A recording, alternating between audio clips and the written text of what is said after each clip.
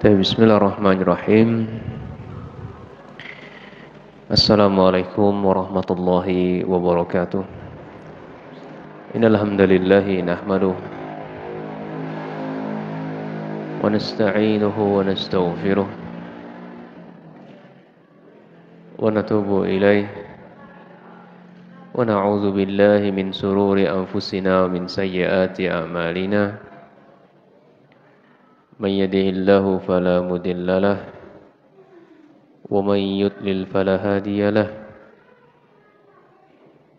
أشهد أن لا إله إلا الله وحده لا شريك له وأشهد أن محمدا عبده ورسوله وصلى الله سبحانه وتعالى أن يمن علينا بعلم نافع وعمل صالح ويفقهنا في الدين وافتلنا فتوح العارفين ويرزقنا الإخلاص في الأقوال والأعمال اللهم آمين. Alhamdulillah bitaufiqillah subhanahu wa ta'ala. Para ibu ummahat yang saya banggakan, di jalan Allah Subhanahu wa taala. Siang kali ini kita akan mengkaji hadis-hadis seputar wanita dan kita memasuki hadis yang ke-22. Ini hadis yang berbicara tentang haramnya kita duduk di tempat-tempat kebatilan, di mana di situ banyak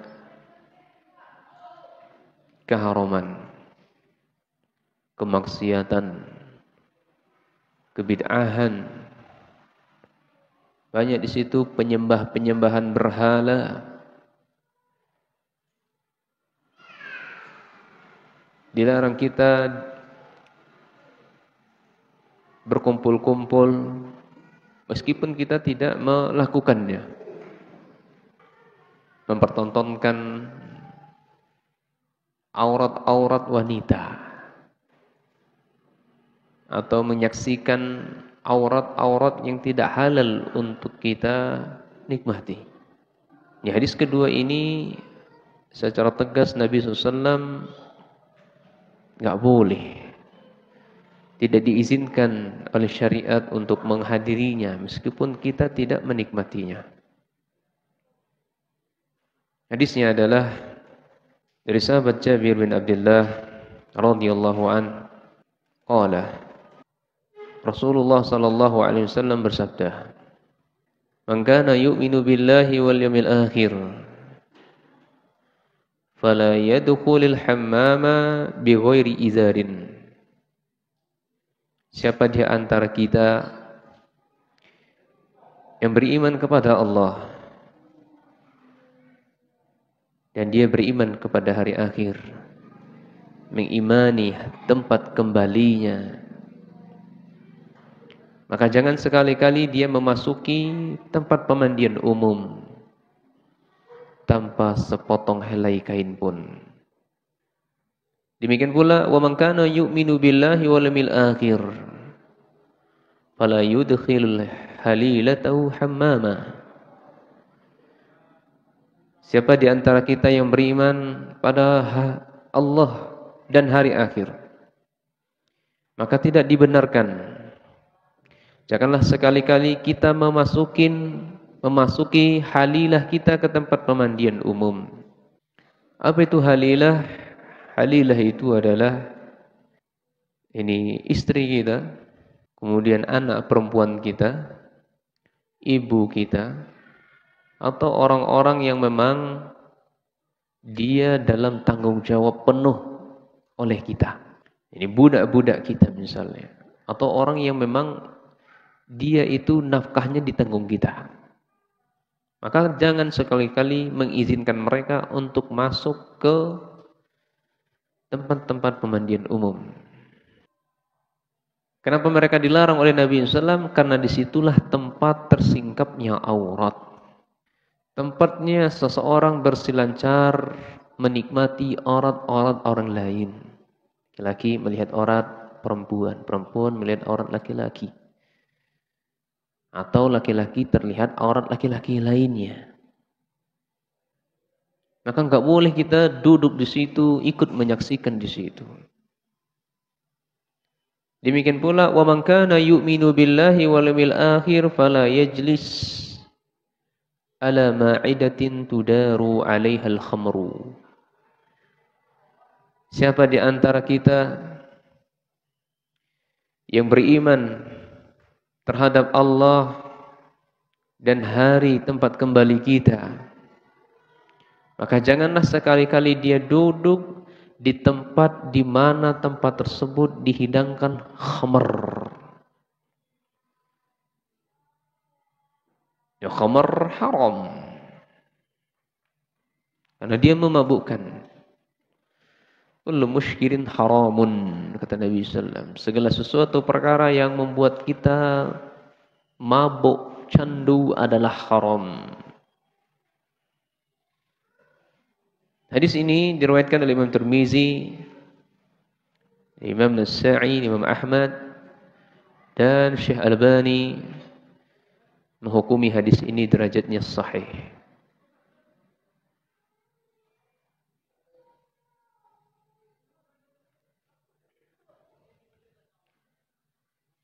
Baik. Ini matan hadis. Makna secara global dari hadis ini,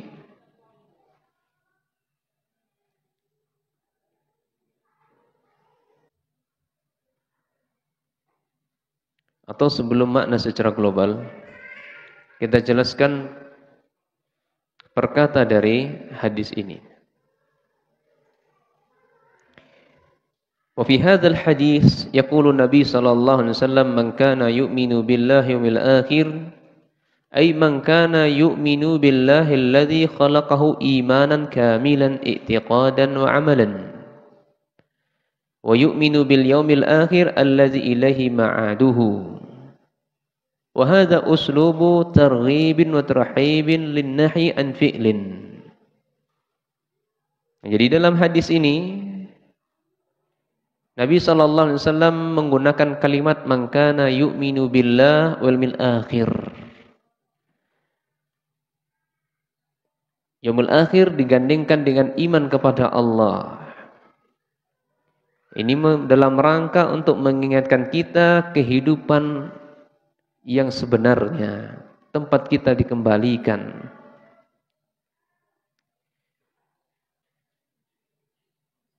Dan ini Bapak Ibu sekalian adalah uslub yang bagus, metode yang bagus yang digunakan oleh Nabi sallallahu alaihi wasallam di dalam berdakwah.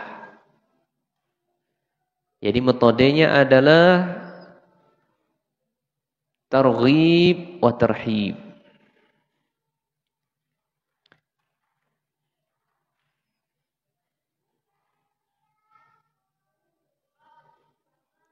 Ini metode dalam berdakwah. Ada yang namanya motivasi, ada yang namanya teguran atau ancaman sehingga dia takut jadinya. Kalau kalian benar-benar beriman kepada hari akhir, maka janganlah kalian memasuki tempat pemandian umum kalau tanpa memakai busana, tanpa menutup aurat. Ya. Ini ada metode motivasi, ada metode ancaman. Sebagaimana juga dalam hadis yang lain dikatakan kullu ummati yadkhulul jannata. Qila ya Rasulullah, seluruh umatku pasti akan masuk surga. Ila man ya'ba, kecuali orang-orang yang enggan. Yang pertama dimotivasi oleh Rasul. Kemudian yang kedua diancam oleh Rasul, diperingatkan, ditakuti oleh Rasul, ada orang yang enggak mau masuk surga. Ada motivasi, dorongan. Kemudian yang kedua ada ancaman. dari Rasul sallallahu alaihi wasallam. Wa man ya'ba ya Rasul, siapakah orang-orang yang enggan itu? Maka Rasul kita menjawab, man ata'ani dakhala jannata wa man asani faqad aba. Orang yang taat kepada saya, dialah orang-orang yang masuk surga. Dan orang yang enggan, ya orang yang bermaksiat kepada saya, itulah orang-orang yang enggan, yang enggak mau untuk masuk surga. Nah, jadi umat Nabi SAW seluruhnya pasti masuk surga.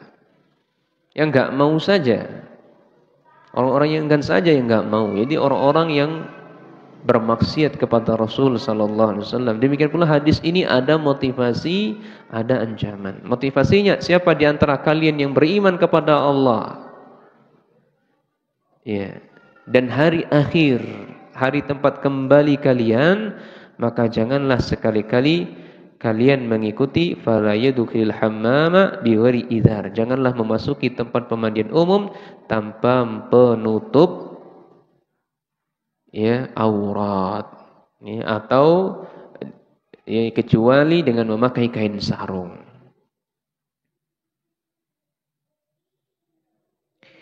Ini kita dilarang oleh Nabi SAW, tidak boleh menyaksikan, tidak boleh duduk-duduk, tidak boleh melihat atau menghadiri tempat pemandian umum yang di sana ada laki-lakinya dan wanitanya. Oleh karena itu, hendaklah dia menggunakan kain sarung sehingga auratnya itu tidak terlihat. Karena tempat pemandian umum itu ada tempat tersingkapnya aurat. Sementara laki-laki dan wanita diperintahkan menutup aurat dan menjaganya dari pandangan laki-laki atau pandangan orang asing. Ya. Kemudian poin yang kedua, Nabi juga melarang kita jangan memasukkan halilah kita, maksudnya adalah ibu kita, anak perempuan kita, saudara perempuan kita, dan orang-orang yang masih menjadi tanggungan kita, jangan biarkan mereka masuk ke tempat pemandian umum. Ya.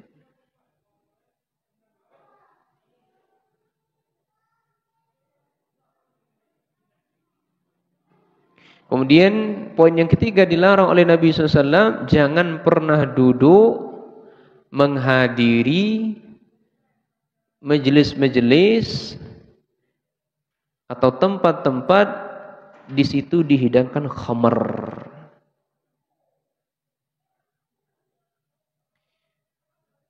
Hatta law kana la yashrabu, meskipun dia enggak meminumnya. Li'annahu law jalasa 'alaiha wa ghairuhu yashrabu lawajaba 'alaihi an yanhahum. Meskinya begitu, kalau dia duduk di tempat khamar, dihidangkan tempat khamar di tempat majelis itu, meskipun dia tidak meminumnya dan orang lain meminumnya, maka wajib baginya untuk melarangnya, wajib baginya untuk mencegahnya. Fa iza jalasa, ketika dia tetap memberanikan duduk di situ, walam yanhahum, dan dia tidak melarangnya, tidak mencegahnya, la yakunu mu'minan kamilan, maka dia tidak dianggap sebagai mukmin yang sempurna. Hadir di majelis bid'ah, ya, hadir di majelisnya Yasinan, ya, hadir di majelisnya apa lagi, ya, banyak majelis-majelis bid'ah yang lainnya, dan dia tidak bisa untuk mencegahnya, maka dia tidak dianggap sebagai mukmin yang sempurna.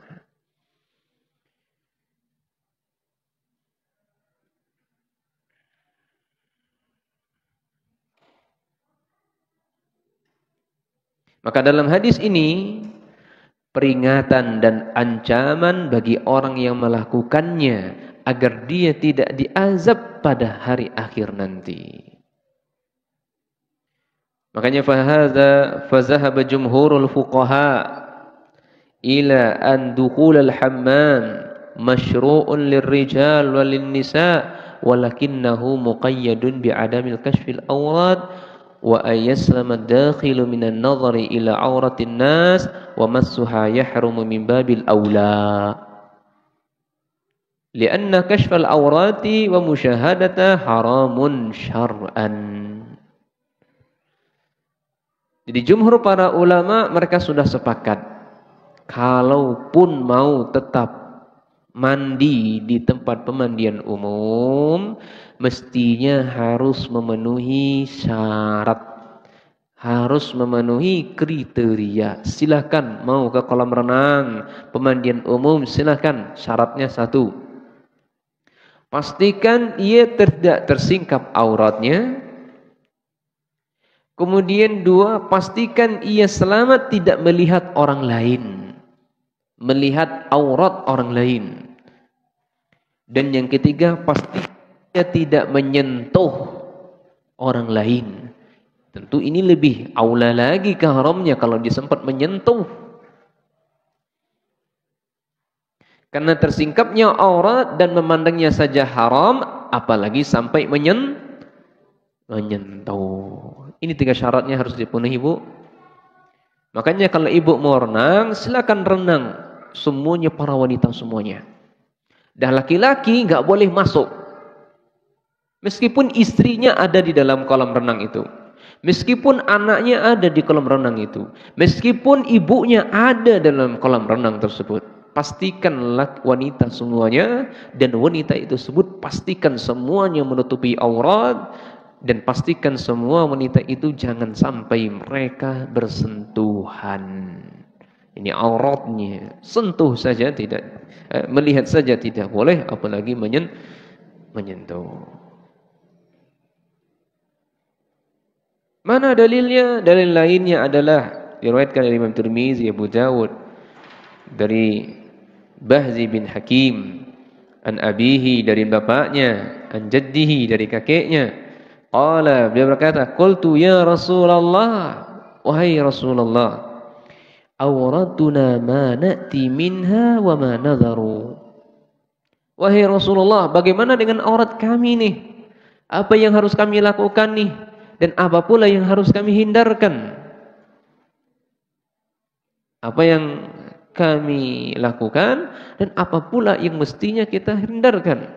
Maka beliau sallallahu alaihi wasallam menjawab, ihfadhu aurataka, jagalah aurat kalian, illa min zaujatika, kecuali istrimu, kecuali pasanganmu, au ma malakat yaminuka, kecuali pula atau pula kepada budak-budak yang kalian miliki. Ini aurat antara suami istri itu enggak ada. Ya. Maka kita butuh mengatakan kepada orang yang mengatakan, kalau mandi itu ya pakai apa? Pakai busana. Kalau berhubungan badan tuh ya harus ditutupi. Jangan sampai kelihatan auratnya. Kita katakan Nabi SAW sudah menjelaskan auratnya suami istri tidak ada.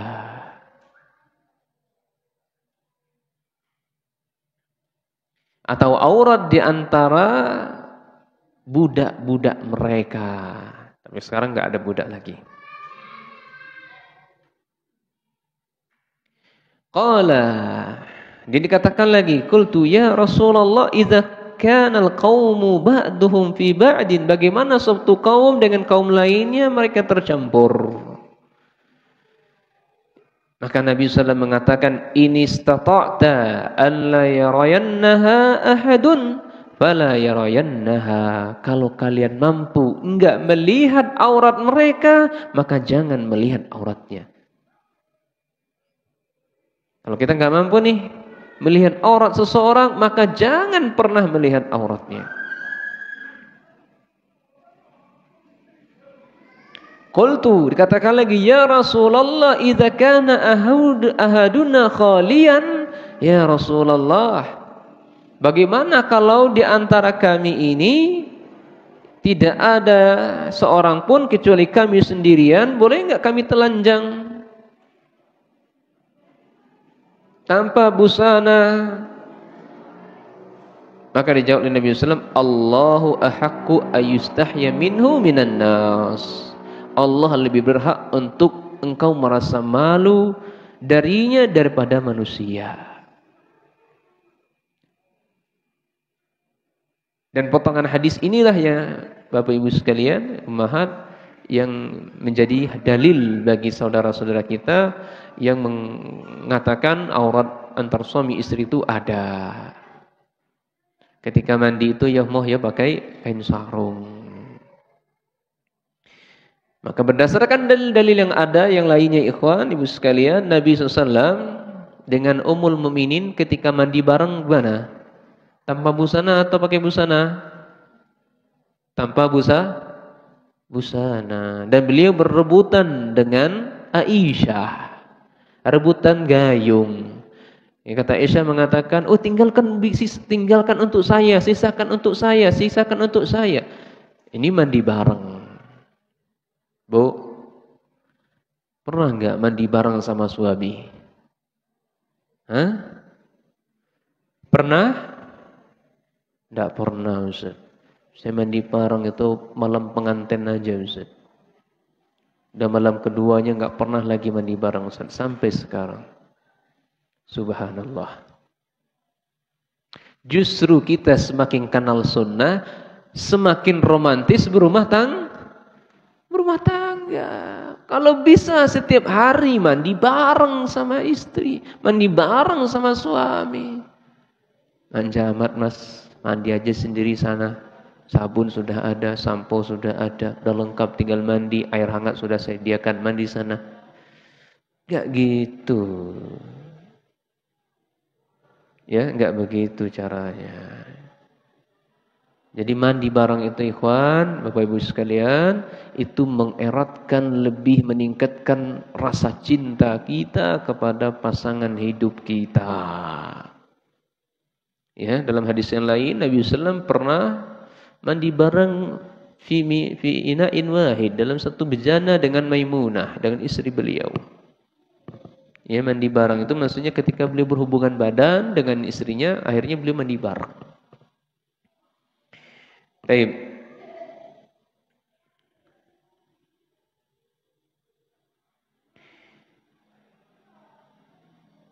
Kemudian dijelaskan lagi wa aula fi haqqil mar'ati allati yumkinuha an taghtasila fi baitiha an la yadkhula al-hammamatal ammah illa li daruratin. Jadi kalau kita mandi di kolam renang itu ibu sekalian, ya itu kalau darurat saja. Kalau enggak darurat ya cukup di rumah. Cukup di rumah. Bukanlah sebuah hal yang utama kita mandi di kolam renang. Ya. Kalau orang kaya mungkin boleh jadi tiap hari berenang gitu kan. Dibikin rumahnya besar-besar, di belakangnya dibuat kolam renang. Semuanya tertutup, ini sah-sah saja. Sudah, memang itu dalam rumah dia. Nah, maksudnya di sini tempat pemandian umum dinikmati, dipakai oleh orang banyak. Nah, ini dalilnya ya banyak di sini. Saya sebutkan dalam riwayat anna Rasul sallallahu alaihi wasallam wa ala alihi wa sahbihi wasallam qala innaha satuftahu lakum ardun al-ajam. Sesungguhnya akan ditaklukkan untuk kalian negeri Ajam. Negeri Ajam itu non-Arab, orang negeri asing. Wasatajidu fiha buyutan yuqalu laha al-hammamat. Maka akan kalian dapati di rumah tersebut tempat pemandian yang sangat luar biasa besarnya, gede. Ya. Maka fala yadkhulannaha ar-rijalu. Laki-laki enggak boleh masuknya. Illa bil udhuri, kecuali menggunakan kain sarung. Wamna'uhan nisa, dan wanita pun dilarang masuk ke dalamnya. Illa maridatan aw nufasa, kecuali wanita-wanita yang sakit atau wanita yang mengalami ya nifas. Ya. Namun para ulama menghukumi hadis ini sanadnya dhaif. Meskipun dhaif ada riwayat pendukung. Sehingga tidak masalah hadis ini dijadikan sandaran hujjah. Mana hadis pendukungnya? Kata Nabi sallallahu alaihi wasallam, "Ma min imra'atin yada'u siyabaha fi ghairi baitin zawjiha hatakatis satra bainaha wa bainar rabbiha." Tidaklah seorang istri, seorang wanita mencopot pakaiannya di selain rumah suaminya, melainkan dia sudah merobek tirai-tirai dirinya antara Allah, antara Rabb-nya. Jadi tetap kita mandi di rumah kita. Tidaklah kita mandi di tempat mandian umum kecuali dalam kedaruratan terpaksa saja, dalam darurat saja.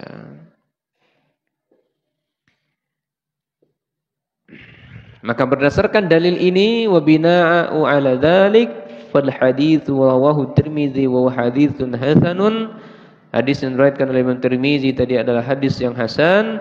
Wa yukrahu lil mar'ati, wanita itu dimakruhkan, dibenci ya an tashhaba ilal hammamatil ammah. Ya, jadi makruh hukumnya, Bu. Kalau ibu sekalian tetap ya bersikukuh ingin pergi ke tempat pemandian umum, ke kolam renang.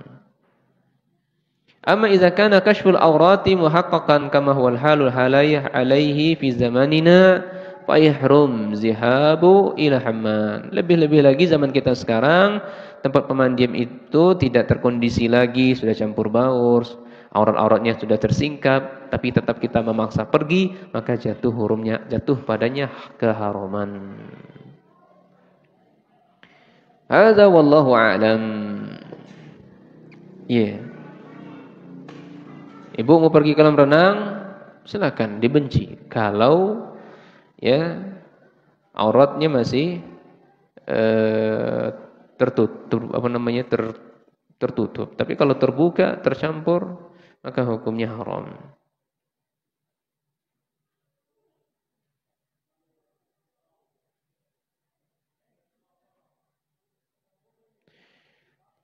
Jadi kesimpulannya Bapak Ibu sekalian, makna secara global dalam hadis ini Nabi melarang tiga hal. Jadi mana secara global dalam hadis ini Nabi SAW melarang 3 hal. Yang pertama, tidak boleh masuk ke tempat pemandian umum dalam keadaan auratnya terbuka. Tidak boleh. Ya ngapain ke kolam renang kalau auratnya terbuka gitu. Ya. Harus tutup. Kalau mandi pakai kaos kaki. Nah. Yang kedua, tidak boleh masuk ke tempat di mana tempat tersebut membuka aurat. Yang ketiga, tidak boleh duduk-duduk di tempat adanya khamr. Nah, 3 hal ini ibu sekalian, itu kita haram. Adalah semuanya kebatilan, keharuman semuanya. Makanya dilarang oleh Allah. Dilarang oleh Allah, kita tidak boleh duduk, enggak boleh menyaksikan, enggak boleh menghadiri. Disebutkan oleh Allah dalam firman-Nya Quran surah Al-Furqan ayat 72. Allah mengatakan walladzina la yashhaduna dzura wa idza marru bil lagwi marru kirama. Hai orang-orang yang beriman. Ya. Hai manusia, wahai hamba Allah, dengarlah ayat ini. Perhatikanlah ayat ini. Dan orang-orang yang mereka tidak menyaksikan zura, kebatilan. Dan apabila mereka bertemu dengan orang-orang yang mengerjakan perbuatan yang tidak memberikan manfaat untuk mereka, mereka menjaga kehormatan diri mereka. Dijelaskan oleh Imam Ibnu Katsir rahimahullah taala, menghadiri atau menyaksikan az-zur Ini maksudnya adalah kesyirikan, ibadatul asnam, menyembah berhala, atau menyaksikan majelis yang banyak dustanya, atau menyaksikan tempat masang BT. Kok BT? Bahasa Padangnya BT. Ini bahasa Jawanya apa? Togel. Ya, masang angka. Nah, ini enggak boleh. Enggak boleh kita hadir menyaksikan atau duduk-duduk di tempat berkumpulnya orang-orang fasik. Enggak boleh kita duduk-duduk di majelisnya organ tunggal, disko-disko. Geleng-geleng kepala. Ya, geleng-geleng kaki. Geleng-geleng telunjuk tangan, ya kan? Ya, bahasa kitanya joget-joget. Ini enggak boleh, haram. Enggak boleh kita menyaksikan ya orang-orang seperti ini.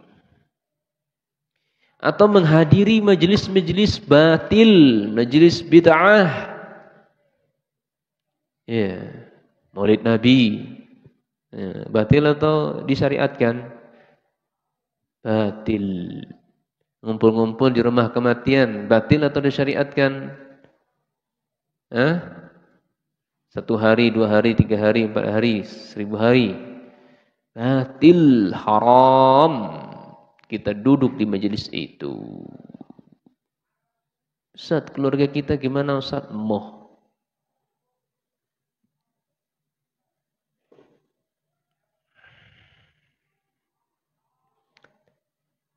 Tapi syariat tetap mengizinkan kita untuk menghibur orang yang kena musibah 3 hari. Itu Bu ya, majelis batil, majelis syubhat jangan pernah dihadiri.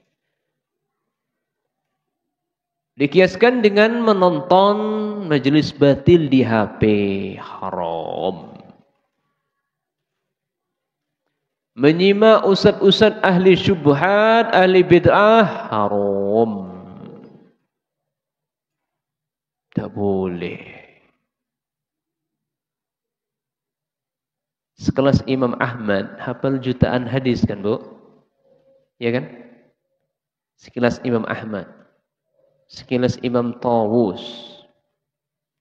Dan para a'immah yang lainnya. Ketika mereka ajak dialog saja dengan mereka, tutup kuping mereka itu. Maka jangan pernah berselancaran dengan orang-orang atau dai-dai yang mengajak ke neraka jahanam. Kita nonton saja, belajar saja sama ustaz kita, beres. Ustaz ya, Abdul Hakim bin Amir Abdad, Ustaz Yazid Abdul Qadir Jawaz. Semoga Allah menjaga mereka berdua.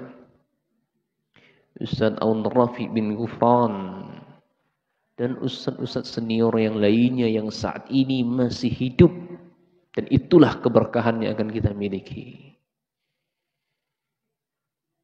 Kalau kita nggak tahu ustadznya siapa, ini tanya kepada dai kita, ustadz kita setempat. Ustadz ini ahli sunnah, ustadz salafiyun atau tidak?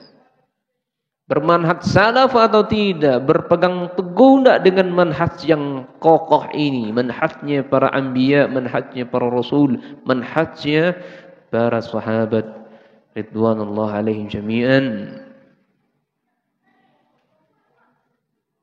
Jadi nggak boleh menghadiri majelis mereka.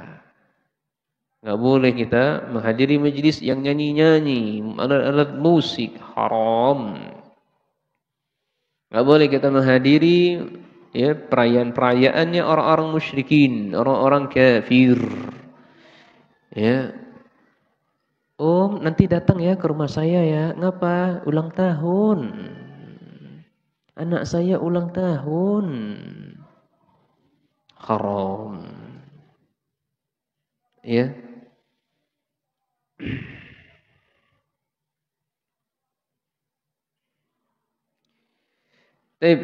Faidah yang bisa kita ambil dari hadis ini, Ibu sekalian, ada 4 saja.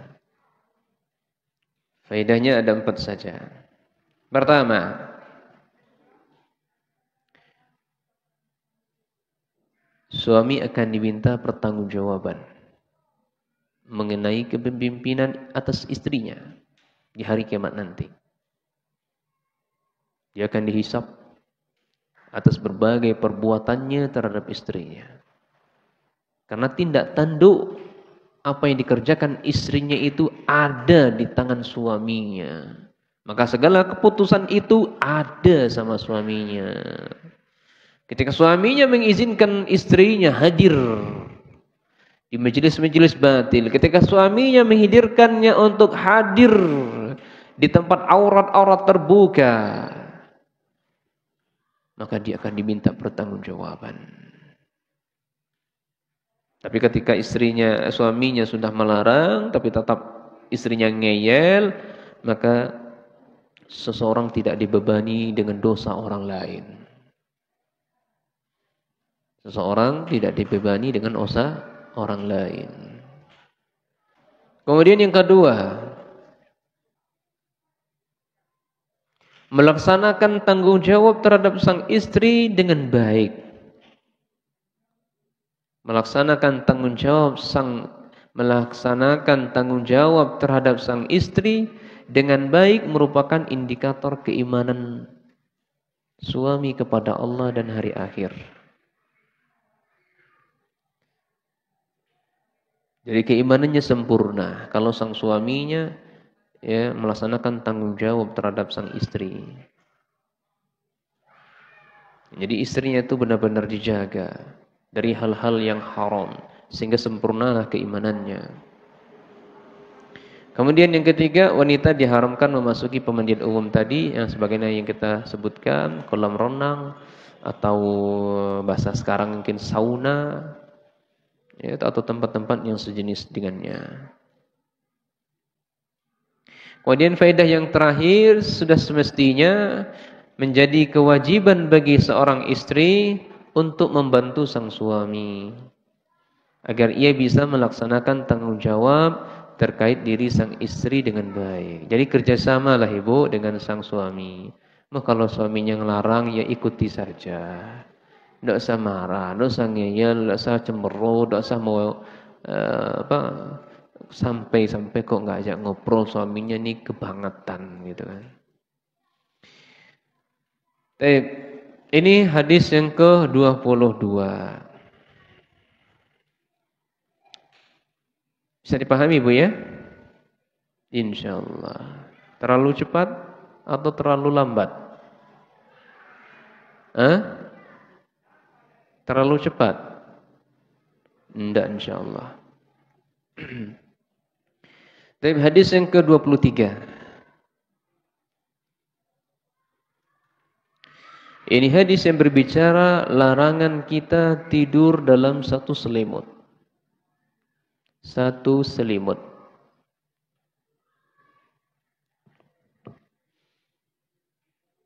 Enggak boleh tidur dalam satu selimut.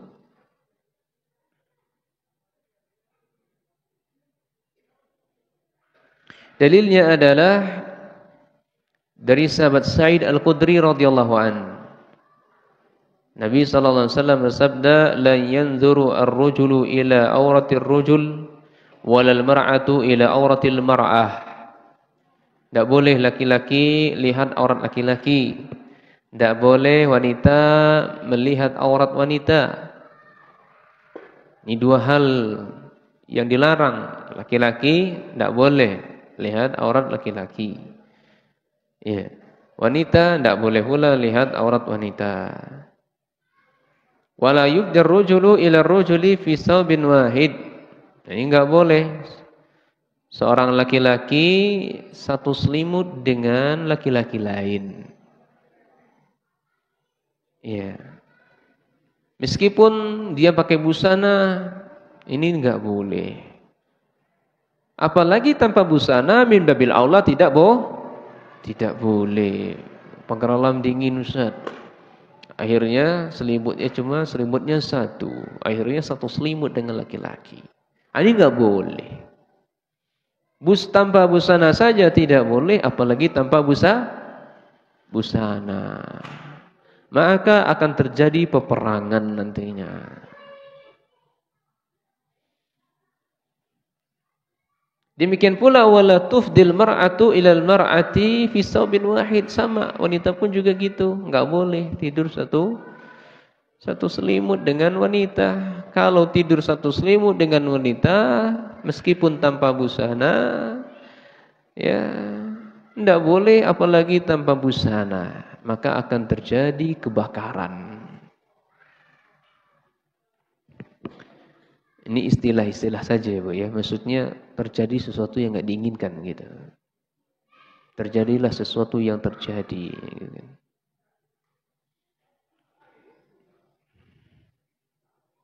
Ini bahaya.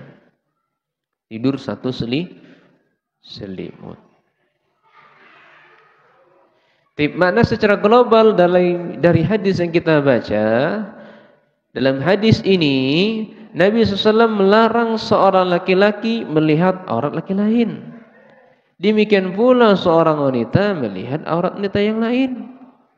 Dan yang ketiga, ya Nabi SAW melarang tidur satu selimut, baik laki-laki maupun perempuan. Maka dalam hadis ini terdapat dua perkara. Perkara pertama, perintah untuk menutup aurat, al-amru bi ghaddil basar. Yang pertama adalah al-amru bisatril aurat. Perintah untuk menutup aurat. Wasani al-amru bi ghaddil basar. Ini perkara atau perintah untuk menundukkan pandangan. Ini jaga pandangan kita. Waqad afallahu 'anil nadhari al-ula allati taqa'a 'alal muharramin afwan wa duna qasdin wa bidafi'in hajati ila tamyiz at-tariqi wa imkanil masi wal harakah. Kalau pandangan pertama Allah maafkan Ibu sekalian. Ya, Allah memaafkan seseorang apabila memandang sesuatu yang haram. Apabila pandangannya ini tidak sengaja, bahasa kitanya pandangan pertama, ini ma'fuun anhu, dimaafkan. Tapi kalau sudah pandangan kedua, oh bagus juga ya, putih juga itu ya, ini nggak boleh. Oh ternyata, oh begini auratnya, ini nggak boleh. Sudah menikmatinya namanya.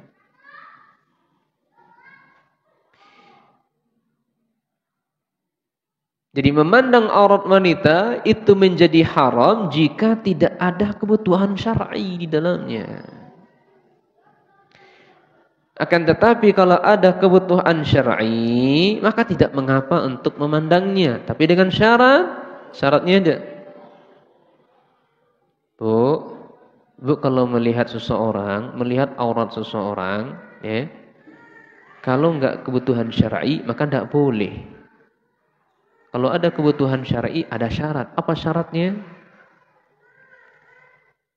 Syaratnya enggak boleh tanpa syahwat. Sang dokter misalnya mengharuskan operasi wanita atau mau melahirkan wanita. Kok melahirkan wanita? Apa? Melahirkan wanita melahirkan gitu. Ya kan dia melihat auratnya itu. Area yang sensitif. Ya, mahkotahnya wanita di situ tuh. Maka dia tidak boleh melihatnya kecuali dalam keadaan darurat saja. Tidak boleh dia menikmatinya dengan syahwatnya. Tapi sebelum dokter laki-laki, pastikan cari dokter wanita. Kalau enggak ada di daerah itu, kalau di Pagaralam benar-benar enggak ada, ya dokter beranak, dokter beranak namanya sini. Dokter apa nah? Dokter melahirkan. Kok dokter? Iya dokter kandungan, masya Allah ya. Kok dokter beranak? Dokter kandungan gitu. masih terbawa sama suasana kampung, Bu. Karena di kampung tuh istilahnya dukun merana gitu ya. Ya, tapi maksudnya orang yang membantu proses melahirkan begitu. Jadi pastikan Ibu, ya, pastikan ada dokter wanita, kalaupun tidak ada baru tidak masalah laki-laki. Itu pun laki-laki itu syaratnya ketat itu tadi ya. Enggak boleh dia menyebarkan rahasia sang pasiennya kepada orang lain. Nah,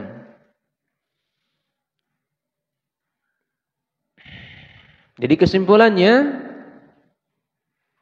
ya, Imam Nawawi rahimahullah dalam kitabnya Al-Minhaj fi Syarh Sahih Al-Muslim jilid yang keempat halaman 41 dalam bab Tahrimun Nazar ila Aurah kitab haid, beliau rahimahullah menjelaskan juga tentang hadis di atas. Jadi secara ringkas, ya, enggak perlu saya baca keterangan beliau. Kalau saya baca kepanjangan waktunya enggak cukup. Intinya apa yang beliau sampaikan oleh Imam Nawawi dalam kitab Sahih Muslim itu, dalam kitab Minhaj itu ada beberapa poin yang bisa kita petik. Ya. Sekurang-kurangnya ada 5 poin. Kalau saya baca keterangan beliau panjang ini, waktunya enggak cukup.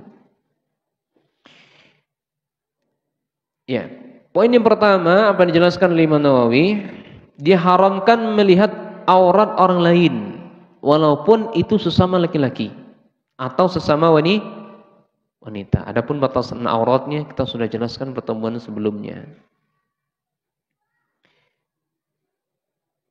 Saya ulangi, diharamkan melihat aurat orang lain, baik itu wanita, baik maupun laki-laki. Laki-laki sama laki-laki, wanita sama wanita. Kemudian poin yang kedua, lebih diharamkan lagi melihat aurat lawan jenis. Sesama jenis saja tidak boleh, apalagi selain jenis. Tapi catatannya adalah yang bukan pasangan yang sah, suami istri. Karena suami istri enggak ada aurat.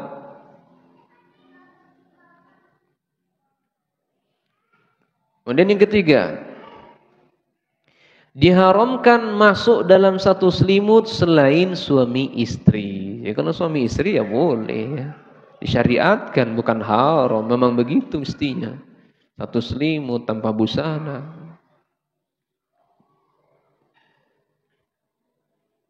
Iya.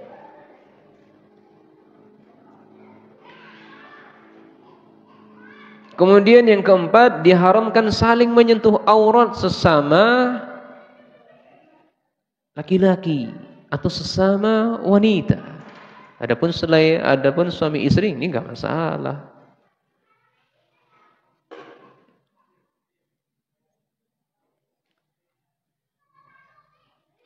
Yang kelima, tidak dibolehkan membuka aurat. Ya. Tidak boleh membuka aurat walaupun sendirian jika tanpa ada keperluan. Ya, seorang gadis misalnya atau bujang misalnya, dia sendirian di kamar, kan? Wah, pokoknya nggak ada orang ini, saya buka baju aja tanpa busana semuanya. Oh, jangan, ucuh, Bu. Izin kita, lebih izin kepada ya pada Allah SWT. Baik. Adapun faedahnya ya sama sajalah faedahnya dengan yang poin 5 tadi, tidak apa-apa.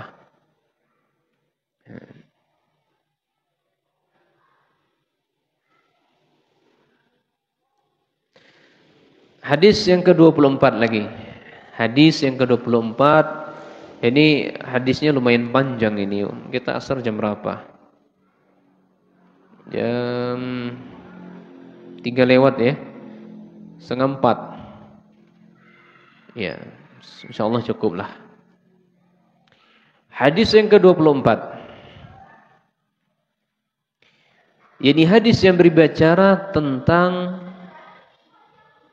wanita itu mimpi basah juga, Bu. Wanita itu juga mimpi basah.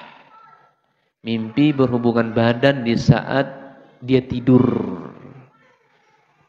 Mimpi berhubungan badan saat dia tidur. Bukan laki-laki saja yang mimpi basah. Wanita pun juga mimpi basah. Tapi wallahu alam, saya nggak tahu apakah volumenya lebih banyak laki-laki atau wanita, saya tidak tahu. Wallahu alam. Meskipun sudah menikah pasti mimpi basah. Ya. Baru kemarin mungkin berhubungan badan sama suaminya. Ya, atau suaminya berhubungan badan dengan istrinya. Malah besoknya suaminya mimpi basah. Atau tidak lama kemudian tidur siang mungkin mimpi basah. Ini bisa jadi. Ya, bangun-bangun tidur dia lihat, oh kok basah. Ya, ternyata dia mimpi indah, malah mimpi indah dia. Bertemu dengan akhwat lain, cemburulah istrinya. Sama siapa bang? Sama siapa bang? Misalnya kalaupun ada. Jangan ya. Dalilnya adalah dari Ummu Salamah radhiyallahu anha, qalat jaa Ummu Sulaim ila Nabi sallallahu alaihi wasallam faqalat. Hadis ini diriwayatkan oleh Ummu Salamah. Ya. Qalat, beliau berkata, datang kepada saya Ummu Sulaim kepada Nabi sallallahu alaihi wasallam. Ya, Ummu Sulaim mendatangi Nabi sallallahu alaihi wasallam. Dan beliau berkata kepada Rasul sallallahu alaihi wasallam, "Ya Rasulullah, wahai Rasulullah, inna Allah la yastahni minal haq." Ya Rasul, sesungguhnya Allah la yastahyi minal haq. Sesungguhnya Allah tidaklah malu pada kebenaran. Fa hal 'alal mar'ati minal ghusli idza ihtamalat? Ya, idza ihtalamat. Ya Rasul, ya, kalau wanita itu mimpi basah wajib mandi juga enggak? Nah, bahasa kitanya gitu. Wanita kalau mimpi basah mandi enggak? Mandi enggak, Bu?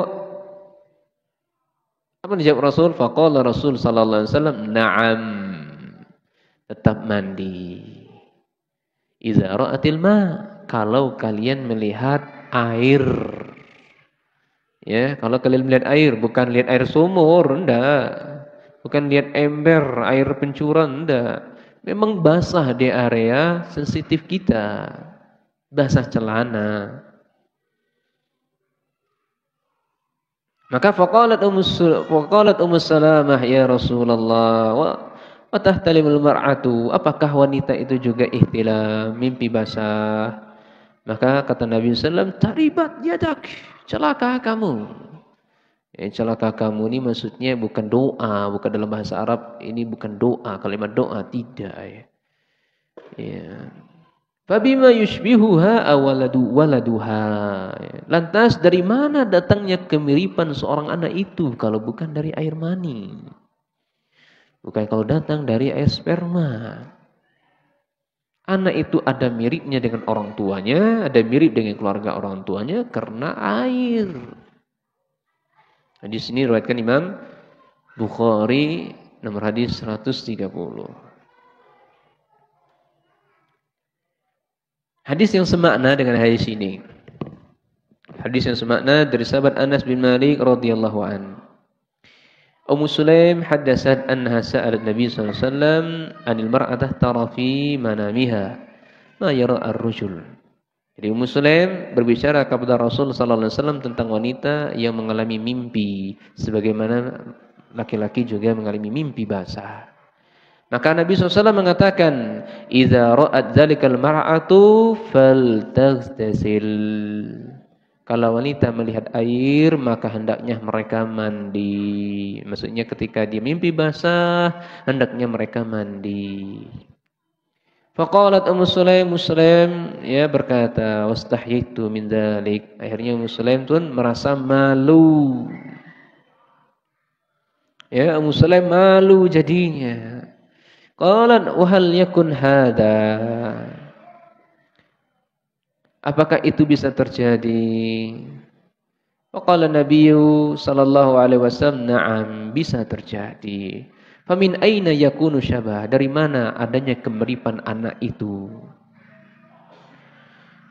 Innal ma'a rajul ghalidh abyad wa ma'al mar'ah raqiq asfar. Kalau airnya mani laki-laki itu kental, berwarna putih, kalaupun keluar muncrat.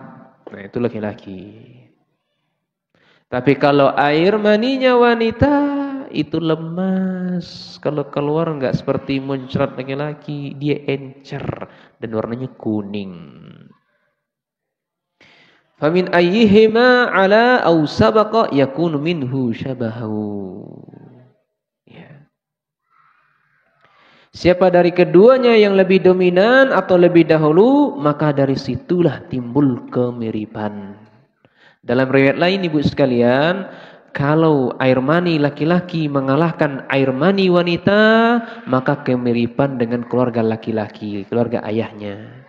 Kalau air mani laki-laki dikalahkan oleh wanita, maka anaknya mirip ibunya, mirip keluarga ibunya. Itu dalam sebuah riwayat yang lain. Ya.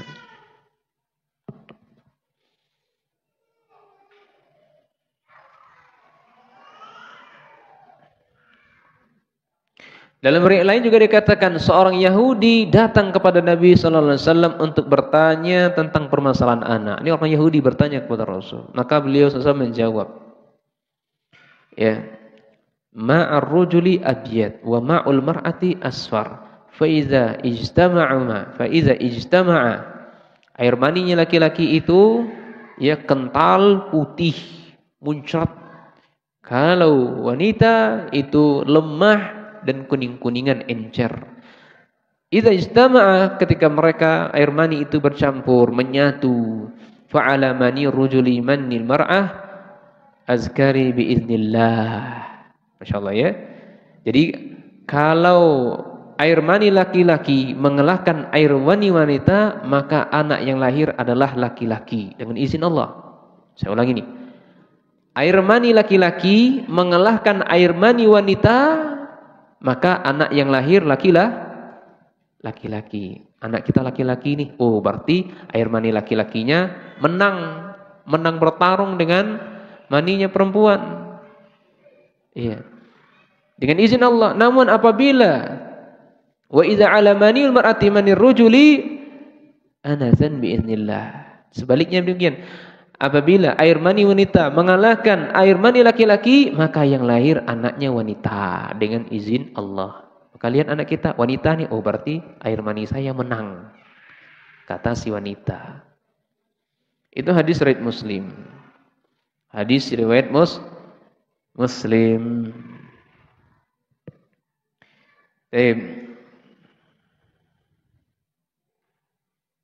Ini kita masih berbicara ya hadis semakna dengan hadis ya apakah wanita itu mimpi basah atau tidak. Maka jawabnya wanita itu mimpi basah.